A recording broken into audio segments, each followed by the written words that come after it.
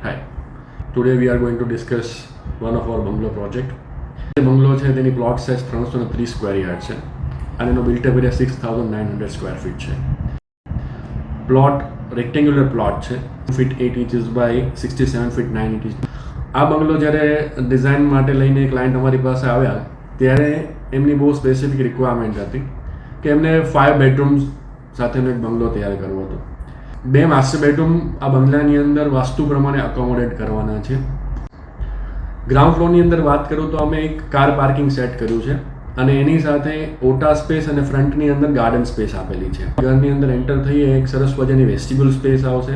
Drawing room જેની size આપણને 20 foot by 17 ફૂટ મળે છે. That is a huge size in this kind of plot area.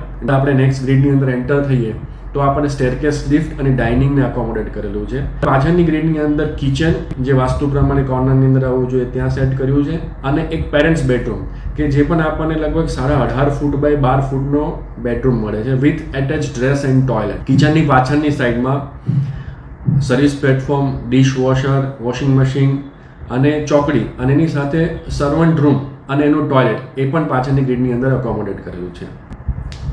First floor ઉપર જ્યારે તમે